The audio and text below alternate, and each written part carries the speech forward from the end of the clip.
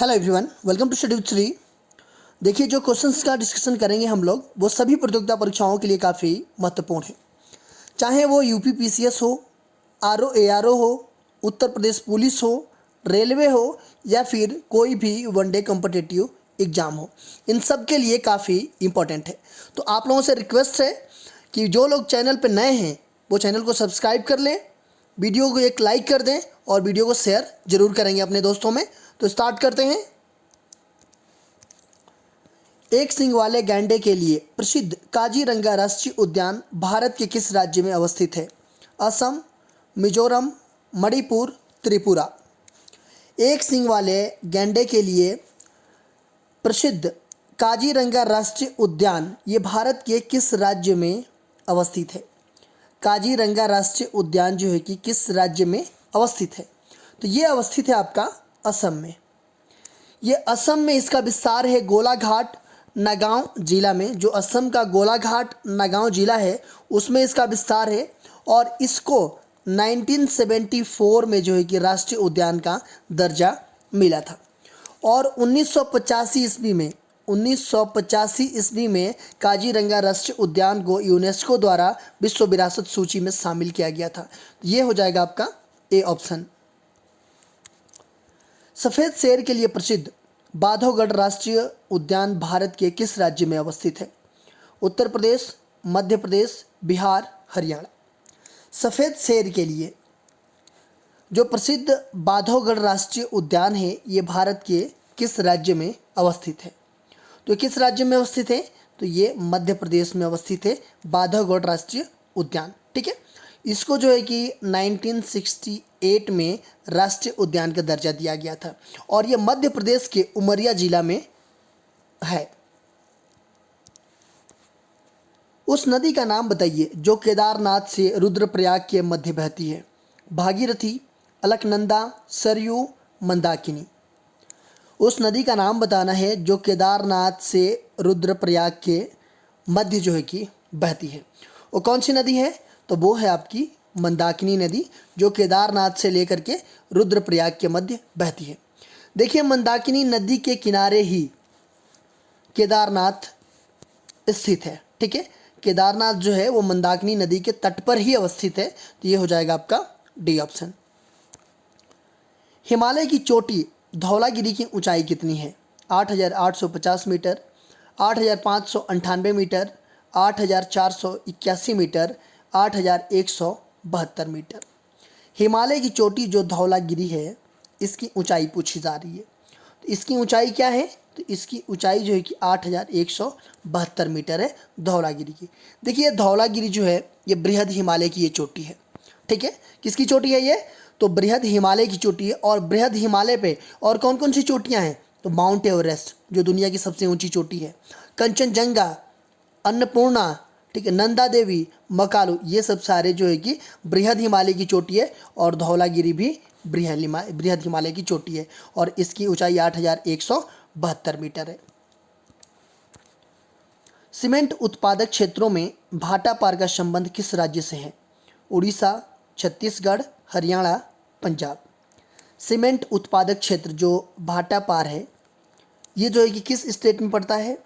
तो ये पड़ता है आपका छत्तीसगढ़ में।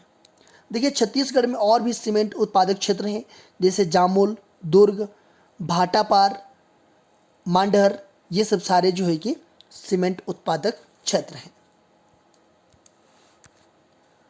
बराकर आयरन वर्क्स 1874 ईस्वी में स्थापित कहाँ अवस्थित है?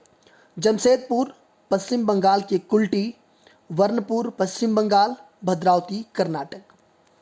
बराकर आयरन वर्क्स ये जो है कि 1874 ईस्वी में इसको स्थापित किया गया था। ये कहाँ पे सिचुएटेड है?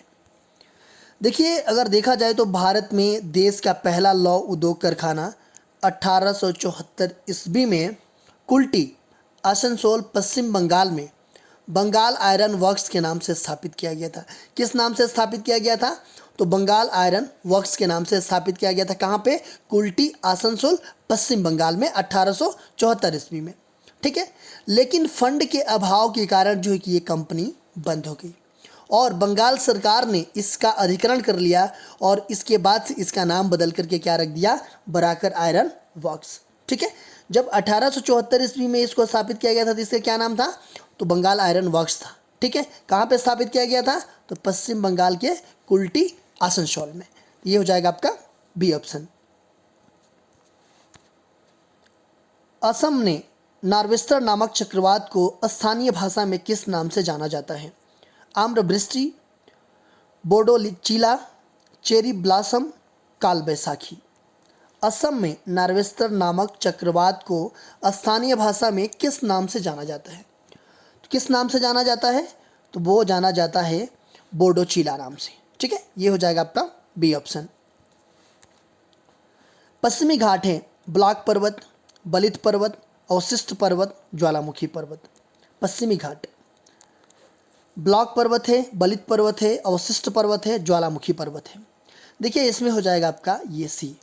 अगर वास्तविकता देखा जाए तो वास्तविकता यह है कि पश्चिमी घाट पर्वत नहीं है बल्कि क्या है, प्रायद्वीपीय पठार का अपर्दित खड़ा भ्रंश कगार है वो। ठीक है,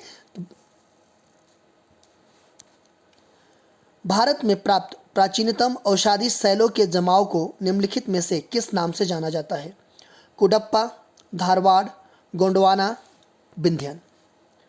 भारत में प्राप्त प्राचीनतम औषधि शैलों के जमाव को निम्नलिखित में से किस नाम से जाना जाता है, किस नाम से जाना जाता है, तो उसको जो है कि धारवाड़ के नाम से जाना जाता है। बी ऑप्शन आपका सही है। देखिए अगर हम इसके बारे में बात करें तो ये आर्कियन क्रम के प्राथमिक चट्टानों के अपर्दन व निक्षेपण से बनी परतदार चट्टान है ये धारवाड़ चट्टान।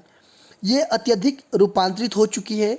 ठीक है, और इसमें जो है कि जीवाश्म नहीं मिलते हैं धारवाड़ क्रम की चट्टानों में। देखिए इस क्रम की चट्टाने का जन्म जो है कि कर्नाटक के धारवाड़, बेलारी व शिमोगा जिला में हुआ है। जो धारवाड़ क्रम की चट्टानें हैं ये आर्थिक दृष्टि से सबसे महत्वपूर्ण चट्टान है।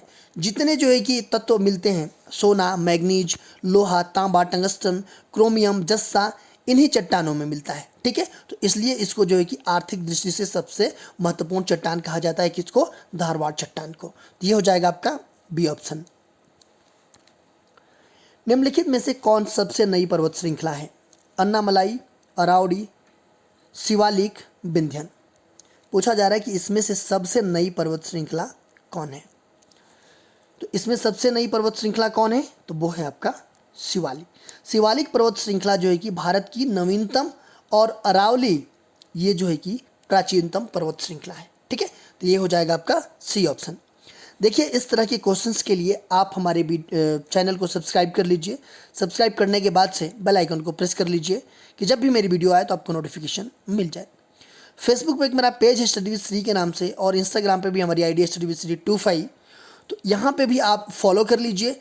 इन सब सारे का लिंक आपको डिस्क्रिप्शन में मिल जाएगा, वहाँ पे क्लिक करते आप यहाँ पे पहुँच जाएंगे।